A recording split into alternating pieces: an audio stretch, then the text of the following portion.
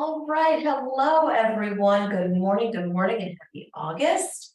Thank you for joining me for today's class, which is all about mastering the command and DocuSign workflow.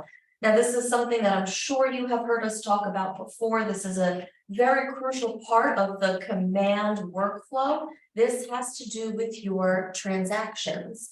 So anytime you have a deal, whether you're working with a buyer, you're listing a property, or you're working with a tenant or a landlord, the process is going to be very similar in terms of getting your contact into command, creating the opportunity, and then moving from there. I have a great roadmap that I can share with you guys, as well as a very short video that walks you through this process, but we'll take this time to go a little bit more in depth and really explain why we're doing everything and that process. So right now I am in my command dashboard and I am in my contacts section. I'm going to come into one of my contacts and I'm going to create the opportunity from here. Now you can create the opportunity from the opportunity applet. It truly doesn't matter. It's point of preference or wherever you are in command. Either way, when we click on opportunities and click on this create opportunity button, we're going to get this same pop-up window here. Your market center will be defaulted to Rutherford. You will not have a team option if you are a single agent, not on a team. Opportunity type. This is going to be very important. This is how we tell the system what type of deal we are going to be working with. So this is where we're saying, I'm going to be working with a tenant or I'm working with a buyer. The rest of the information that we input on this little pop-up, we can edit later on, but we cannot change the opportunity type once it's been created. Now, if you accidentally click on the wrong one, let's say you click on listing and it's actually a buyer, not the end of the world, you just create a new opportunity. Essentially, each of these opportunity types contain all of the paperwork that's going to be required, conditionally required, optional for that specific transaction. So that's why it's very important to pick the right one. You're going to see your client automatically pop up here if you are starting the opportunity from their contact card. If you are in the opportunities area, you would simply just start to type in your client's name, they'll populate and you can select it. If you're working with a co-buyer, if you have two accounts that are connected to each other, the other person will show up automatically right here, or you can start to type in their name, and if they're already in your contacts, you can select them. If not, you do see you can create a new contact right from here. So Amy Poehler and Tina Fey are going to be buying a house together in my dream world. This is where you can change the opportunity name. Now, if you're working with a buyer or a tenant, you can leave it as is since we don't know what the property address is going to be. If you are working with a listing or a landlord, we recommend you type in that property address right now because obviously we know what that address would be. So you just plop in 123 Main Street. Custom tags, this is something that you can use to organize all of your contacts. Similarly, how you can organize your contacts by tags, you can do the same thing with the opportunity tags. There we go. So this is how you can, create opportunity tags, however you want to organize them. And this may not be something you utilize. You may not utilize it right away. Maybe a year from now, you'll say, oh, now I see I want to have a quick way to access all of my 2023 opportunities, any opportunity with an FHA client, whatever the case may be. Estimated close date, time frame, you can leave blank if you don't know that information. Same thing with the budget or the listing price. We recommend creating these opportunities potentially even before this person has completely committed to working with you. Even if you have someone and they say, Gio, I really like you. I'm not sure if I'm ready right now. No problem. You can still come in here and create that opportunity for them because they will show up in your cultivate pipeline. And that's how you can look back and see who you were trying to strengthen that relationship with in hopes of turning them into a true client. So if you don't know the budget or the listing price, again, totally fine. You can change it later on. The commission rate is going to be mandatory, but again, you can change it later. So even if you have no idea what it will be, just plug in any number you want and you can change it later on. Now, finally, we have the opportunity to put our opportunity in the correct phase or stage. Now, when I click on phase, we see 3 of the 5 phases that are available. Cultivate, appointment, active. The other 2 are under contract and closed. Now, anyone want to take a guess why we're not seeing the option to put this opportunity in the under contract or the closed phase? No revenue. Exactly. So since we're just creating this opportunity, we don't want you to have waited until you were under contract or closed with that client. We want you to create this opportunity right from the get-go. So that sort of ties in with what I was saying before. You have someone and you're not 100% sure you're going to be working with them. That's fine. You can still create that opportunity because we want to cultivate it. We want to work on this relationship. Now, if you are actively working with someone, you know that this person is going to be a client of yours. We recommend putting this opportunity in the active phase. Just so everybody knows, on the leadership's team end, in order for us to see your opportunities to check them for a compliance review, they have to be in at least the active phase. Now, if you create this opportunity under cultivate, you have the opportunity to move it into active later on. So let's stick with cultivate. I'm going to click on create. So essentially what we've just done is plug in all of the basic information for our opportunity. And now we see this opportunity floats to the top in their contact card. So I'm going to click on the name of the opportunity, and this brings me directly into this section. Now, again, when we're talking about opportunities, we're really talking about a transaction. One opportunity in command equals a transaction that you're working on. Think of it sort of like a folder. So everything that relates to this one property transaction is in one place. We have your details page here. This is where you can come in and edit any of that information. So I can click on this pencil button. And here's where I can come in and scroll down and say, okay, we are now actively working with this client. You now see I have the option to do under contract or closed. But for now, I'm actively working with them. And I now know that their budget is $500,000. And I'll click on save. So now we see that information has reflected here. We're now in the active phase. And if I scroll down to the bottom, I see my budget and the commission rate I had inputted, as well as what my potential commission can be. Again, you can always come in here and edit this. Same thing with this middle box for all of the key dates. Now, while this is not required by any means, if you'd like to take the time to plug this information in, please feel free. A lot of this can be found on the documents that you're going to be submitting, but you know, if you're like me and you like to be a little OCD and make sure everything's in place that needs to be, you can come in here and plug in some of that information. Additionally, on the details page, let me just hide this really quickly. You are going to see on the right-hand side, there's a box for the property address. Now, again, a listing or a landlord that you're working with, plug that property address in right away. Buyer, you can wait because you're going to be making most likely a couple of different offers on different properties, so you're not quite sure which one you will land on as your under contract property. So we can come back here and change that later on. Now what we're going to do is move into the documents section. Now this is the crucial piece here to make sure you're following these steps to set yourself up for success. Once we're in the documents section, we're going to notice a couple different things. Right in the middle, it's telling us to start work with an opportunity, please select your checklist type first. All this means is we're coming over to the left-hand side and we are telling the system, I'm doing a residential deal or a commercial deal. Now, other market centers may have different checklists.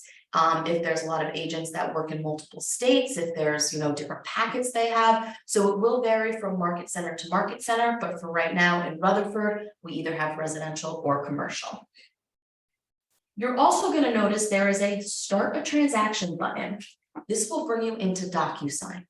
Now, the beauty of this is that all of the information that you've already inputted in Command will filter into DocuSign. Now, this also includes all of the paperwork that you're going to need to fill out.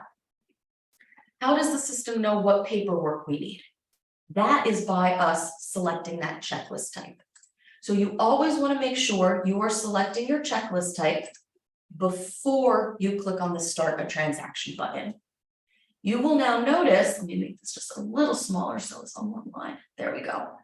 You will notice that I now have 3 different checklists under my residential hub: consultation, under contract, and closed. Again, these will vary based on the transaction. If you're working with a seller, it'll say listed. If you're working with a tenant, you're only going to have, I think it's under contract and closed. So it will vary based on the deal. But as we come over here, we're going to see that this gives us a breakdown of all the documents, everything that's required, anything that's conditional. As we jump from checklist to checklist, we can see other documents, again, required, optional, conditional. Any document that is underlined is clickable. That means you can click on this and view a completed example. So if I scroll down here, this is telling me what information needs to go where. This is very helpful, especially if you are a newer agent and you want to take a look at what a fully executed contract is supposed to look like. We can click on this example, and Janine has done a great job at filling this out for us and laying out exactly what information goes where. So all of the property information. Of course, this is going to be an example with the numbers, but this is how you break it down. Giving you suggestions for the mortgage, la-di-da-di-da, all of that fun stuff. So now the question is, where do I fill out these documents now that I know what I need to fill out? And this is where DocuSign comes into play. So not only do we now have our checklists and we know exactly what documents we need, you're also going to notice this little DS icon next to all of these required documents. And that stands for DocuSign. So we make this as super and easy as possible. So now that I have my checklist uploaded, I can click on Start a Transaction, and it will open up a new tab into DocuSign. If you're ever doing this and you don't see that pop-up, just check your settings on your browser to make sure you have the pop-up blocker turned off. Once this loads, we now see that we have a room that's very similar to our opportunity. The name of my room is exactly what I have named my opportunity. And all of that required paperwork is now automatically brought into my room for me. So that is another great example of why we want to do this workflow in this particular order. If I had clicked on Start a Transaction before selecting my checklist, I would then have to come in here and manually add all the documents in. Is that the end of the world? No, it's a little bit of a pain, tiny bit. So let's just alleviate that stress and they'll just upload all the documents for us. Now, of course, there may always be a situation where you need an additional document that's not required. So in order to add any other documents in, you would click on this blue Add button and then click on DocuSign Forms. This will bring up a pop-up and you can browse through either packets that we've put together or the actual libraries for the MLS sites, the NJAR, and the KW files. So let's say I need some sort of NJMLS form. I'm going to click on the NJMLS library. There is a search bar, so if you're looking for something in particular, you can type in a keyword. If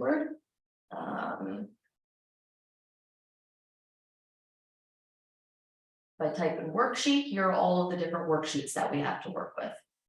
Full disclosure, I'm not a realtor myself, so I don't know what a lot of this stuff actually means. But let me just see here, for example, maybe we wanted to add in this no further showings form. If you want to know what the form looks like before you add it, just click on that little eyeball. It will pop up and it will show you what the form is. If that's the correct form, you just click on this little checkbox and then click on Add Selected. And that's how you can bring in any additional forms. I'm going to come back over into the details page. Oh, I have a chat, hold on. Does command pull data from the MLS and autofill? Michael, that's a great question. Unfortunately, right now, we don't have that capability.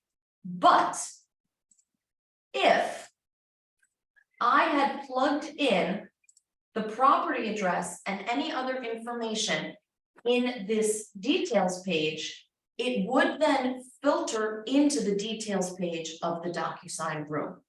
So that is one way where it is filling out some of this information for us. Again, I didn't put that address in there, it would show up here. But if I scroll down, contract amount, 500,000. That was my budget amount that I put in. So that's just one example there. If you did put in more of that listing information in the details of command and then started the DocuSign room, a lot of that information would transfer over. So this is also where we can start to fill out the information for our paper work. I'm going to click on that edit button. And here's where I can start to fill in some of this information. So let's say we're going to make an offer on our office building, just because that's a safe address to use. Rutherford, New Jersey.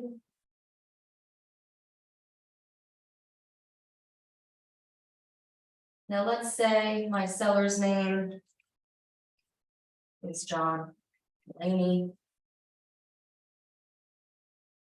The other seller would be Aman. And under here, the offer date, we're preparing this, we're going to present the offer on Friday. Again, full disclosure, I don't know what a lot of this means. I'm not a realtor and numbers scare me. But you guys are realtors and numbers don't scare you. So you have the confidence to go in here and fill this out correctly. I'm not even going to pretend because I think I might do something that's just completely wrong. But you can come in here and fill out as much information as you can. Going to click on Save. Now I'm going to come back over to my documents. The great thing is that anything that I just entered in the details will filter into every single document where that line item is. So if I click on the Rutherford AFBA form, this is the affiliated business disclosure. And once it loads, we are going to see my buyer's names have populated. My name has populated as the buyer's agent. That address I inputted is here as well. So all of that already, boom, inputted in there for you. You could plug that date in there, anything else that needs to be filled in, and you'd be good to go. So you would go through each of these forms and fill out all of the information. Now, a lot of them are going to be very simple, except the contract and perhaps a couple of other forms as well. Now, just so everybody knows, in order to access all of the NAR forms, the NJAR forms, you need to have your DocuSign account validated. To do that, you'd come into the preferences and validate your account. I can absolutely show you all how to do that. And there is a very quick video on our YouTube channel as well. So I say this because I do not have the ability to access these documents as I'm not a licensed realtor. So I can't use many of them for my example. But what I'm going to do is select all the documents that I do have access to by checking this little white box on the upper left corner. Right now, I'm at the point where I have filled out all my documents. I've reviewed them, they're good to go, and I'm going to send them to my buyers for them to sign. After I select or select all, from this pop-up menu, I'm going to click on the Create Envelope button. This is now going to ask me, who am I sending this to? And this is, again, another feature that will help you save time, because I'm telling the system, I'm sending this to my buyer 1 and my buyer 2.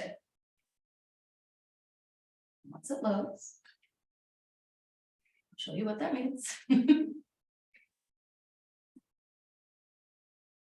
Patience is a virtue when it comes to DocuSign sometimes.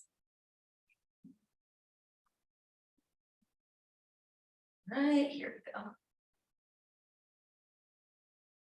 So right now, I am on step 1 of 2 of sending my documents for signatures. I see all of the documents that are currently in my envelope. If I added one by accident, I can click that X button to delete it. If I missed a form, I can click upload and add room documents. Next, under recipients, this is where we review who's signing. So I see I have buyer 1 and buyer 2. They both need to sign. There are options if someone simply needs to receive a copy, if you're working with an in-person signer, anything like that. You will also notice that there is the option to set a signing order. Now, a signing order is really important when it comes to something like a listing agreement. When you have a listing agreement, you want to get that signed by your seller first, then you as the agent sign it, and then our broker needs to sign it. So that's where a signing order would come into play. This example, I don't want there to be a signing order. What this means is that Amy would have to sign all of the documents and complete this process before Tina was ever sent that email. By simply unchecking that set signing order, now both of my buyers are going to get the documents at the same time. So unless there is a reason to have that specific signing order, and there may be other instances, just note that you don't have to do it and you can just send it to everyone at the same time. Finally, you're going to notice add a message. So this is what the message will look like when you're sending it to your clients. A lot of people don't choose to update this. You don't have to, especially if your clients know that you're sending them documents. But if you want to, you can always just swap this out and just put in the property address if you want. Again, not crucial. They're knowing that you're sending them DocuSign to sign. And then going to come to next to go to step 2 of 2. This is the fun part. Because I've told the system who is buyer 1, who's buyer 2, who's the listing agent, who's the buyer's agent, all of the signature fields are placed for us automatically. Now, back in the day, before we had this process, we would have to manually drag and drop every signature field, every initial field, every date field, and on that 12+ page contract, that's a lot of dragging and dropping. So by setting us up for success, everything is now placed for us. Over on the left-hand side, I see a drop down, and this is going to tell me everyone who is receiving this envelope and what color they have been assigned. So I would recommend, again, just because I can be a little kooky, viewing all of your documents just to make sure the writing is still there, all the signature fields are in place. Most likely they will be, but you just never know if there could be a little glitch. Everything looks good, but hypothetically, if I needed to add in something else, you can select on that person and drag and drop wherever something needs to go. Delete it, just hit delete. And now I'm looking at the affiliated business disclosure. And again, same thing, my buyer's signature fields are filled out for me automatically. So as soon as everything is ready to go, I'm going to hit send. And now my documents are off for signatures. This is going to bring me back into DocuSign, and it's going to take us into the envelopes tab of our room. So right now I see envelopes. Right now I can see the status is waiting for others. So I can click on this. It will tell me if one of them had signed and one of them did not. If I needed to resend it to someone, if I need to void the envelope, if I need to view any details, or correct and send those corrections. So that can all be done here as well. Now, I'm going to come back in here. I'm going to come over to documents. We're going to notice that now that go to transaction has, or the start to transaction has become go to transaction. So at any point in time, let's say you're going through all your command prep and you're looking at everything and you come into this opportunity and you're like, oh, I need to access this form. Just click on that button and it brings you right into the room. So again, just a little bit of a time saver, so you don't go into DocuSign and dig and try to find the room you're working in. It will bring you right there. We are now also going to notice that we have these two drop downs here. This is giving us the ability to either upload our documents directly from DocuSign or from our computer. So for uploading from DocuSign, you're going to notice that it is going to select the Room Docs folder. If I come back in here, Room Docs, this is where all of my documents are. Now, just a fun fact, you can add multiple folders to your room. This is great when you're working with a buyer or with a tenant. Actions, add folder. So hypothetically, this offer on 301 Route 17 was not accepted. So this is going to be the 301 Route 17 offer. And I'm going to click on create. And I just want you guys to use your imaginations with me. Let's pretend that these are two signed documents that our clients had signed. This was the offer, and this was the CIS. I'm going to drag and drop and move those documents here. Why am I doing this? I'm keeping all of my signed documents separate from the rest of my form templates. Once that document has been signed, it's a PDF, and we have that copy forever. But we can still use these forms to go back in and change the information to present a new offer on a new property. But all of those PDF copies will stay in your DocuSign room. I know I don't have an actual example here, so I hope you guys are following me. But if I come back here and give this a little refresh, we will see that once I select DocuSign, I can now choose where I'm uploading my documents from.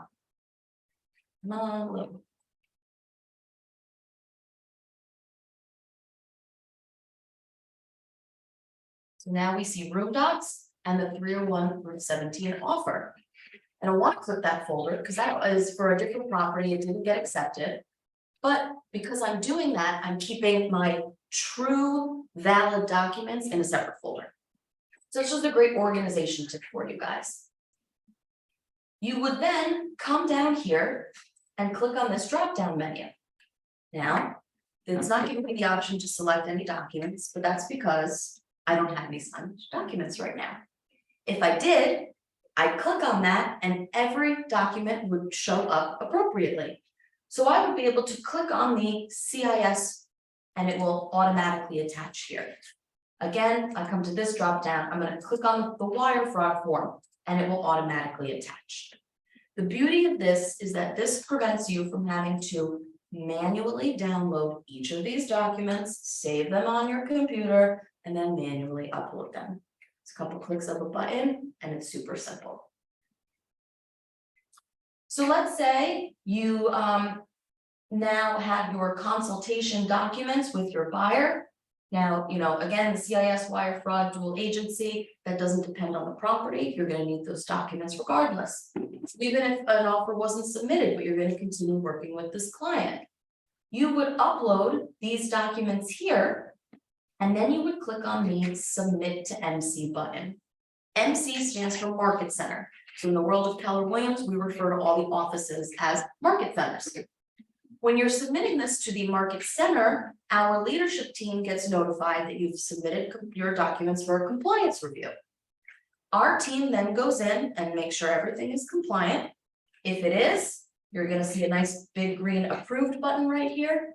If something needs to be changed, it'll say rejected, but it will highlight which document needs to be edited. And more than likely, there will be a little note that shows you what's missing. Initial missing on page 2. It's usually something very simple like that. There's a reason why we encourage you to get these submitted way before you're even under contract, especially any consultation or listing paperwork. You submit this today. You're missing a signature. You have so much time to fix that before you go to close.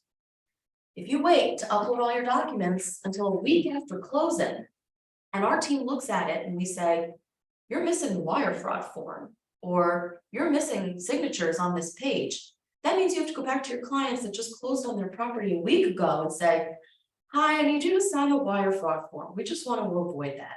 So by submitting those documents with ample time, it gives us a chance to review it, gives you that chance to make sure everything is correct.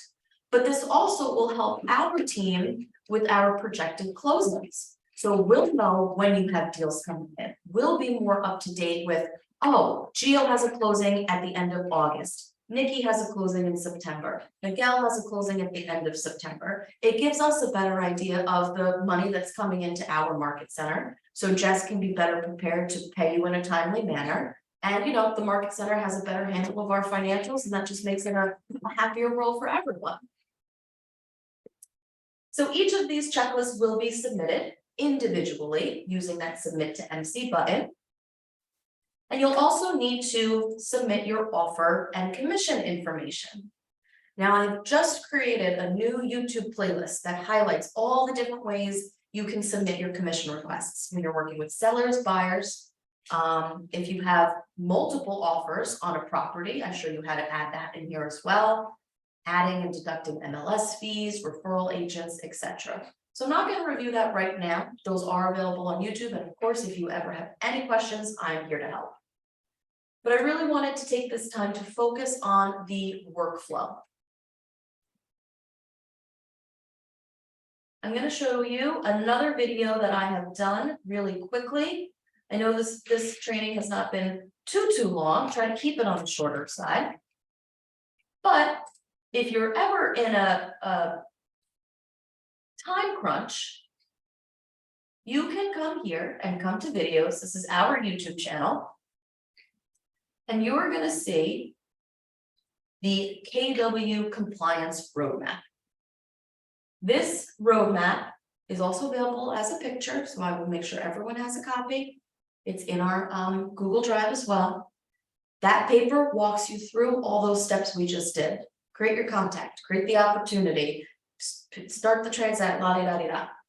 And it will walk you through it in a much faster time than we just did. So if you're ever like, I know I'm just missing one thing, you can refer here. Additionally, I just mentioned all of these commission videos. They're all right here. If you come over to playlists, we have our commissions in command.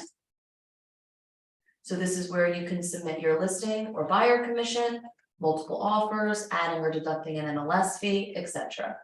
You can see they're all only a couple minutes long, so I like to make quick tip videos for you guys whenever you need that little bit of help.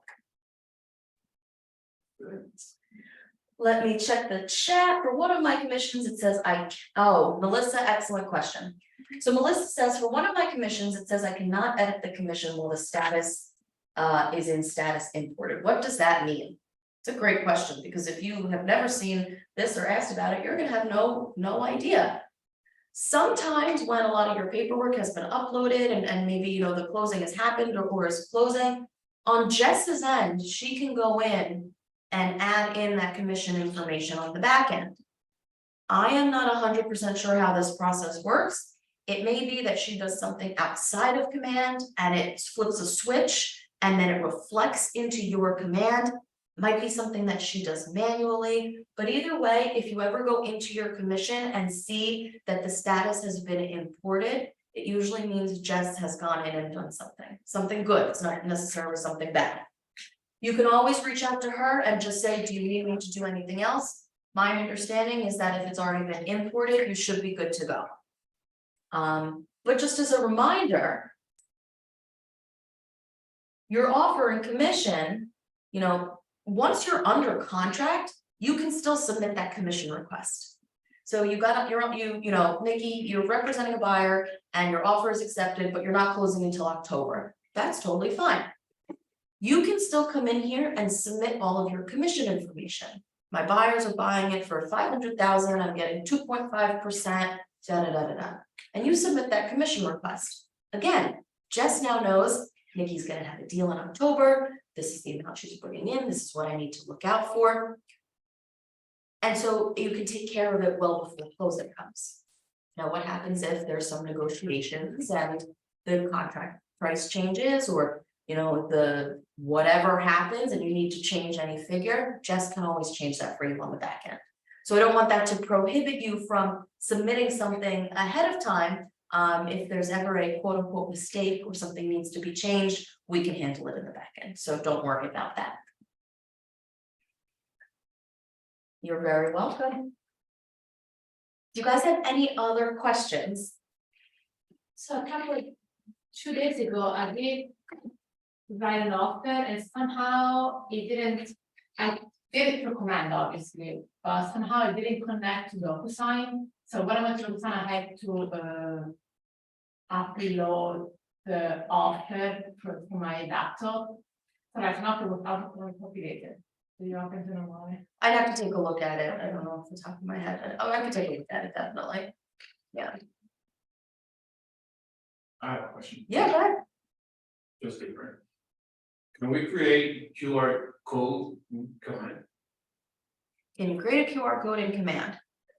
Yes. Let me show you that in just a second. Okay, no, wait, you finish, don't worry. Yeah, absolutely. Any other questions from the chat? As you guys know, I'm always here to help, so you can email me, text me, WhatsApp me, whatever you need. If you guys ever want to see a training video, like a quick tip video that we don't have, let me know. If you're looking for some sort of step-by-step guide that we don't have, let me know. I want to try to have as many resources for you guys as possible.